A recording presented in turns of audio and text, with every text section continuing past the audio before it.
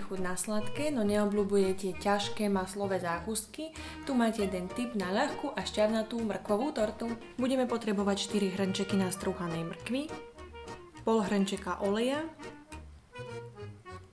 1 hrnček mlieka, 2 vajíčka,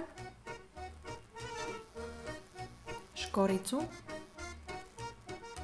hrnček postrúhaných vlašských orechov, 1 kypriaci prášok, 2 hrnčeky celozrnnej špaldovej múky a štipku soli.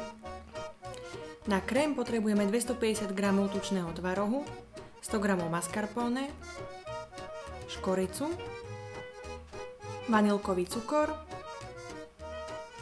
med podľa chuti,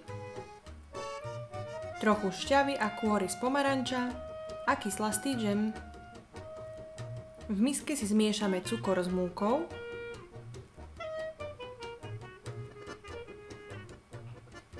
pridáme orechy, kypriaci prášok, kávovú lyžičku škorice a mrkvu. Zľahka premiešame. Celé vajíčka si v miske vyšľaháme s olejom do peny a prilejeme k mrkvovej zmesi. Vymiešame hustejšie cesto. Ak by ale bolo príliš husté, prilejeme malé množstvo vody. Hotovú zmes vyklopíme do vymastenej tortovej formy, uhladíme vareškou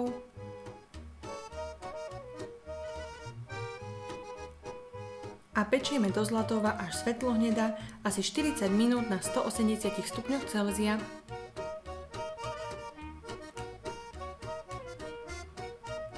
Po upečení cesto rozkrojíme na 2 pláty.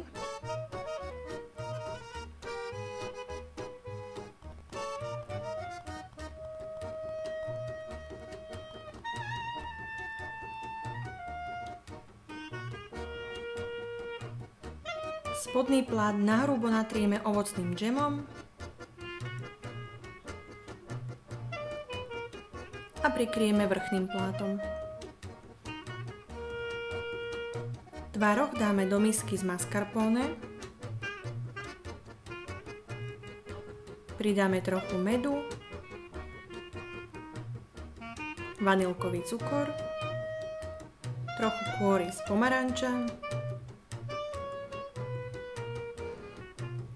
trochu šťavy, no nie veľa, aby krém nebol riedky, nakoniec štipku škorice a vymiešame.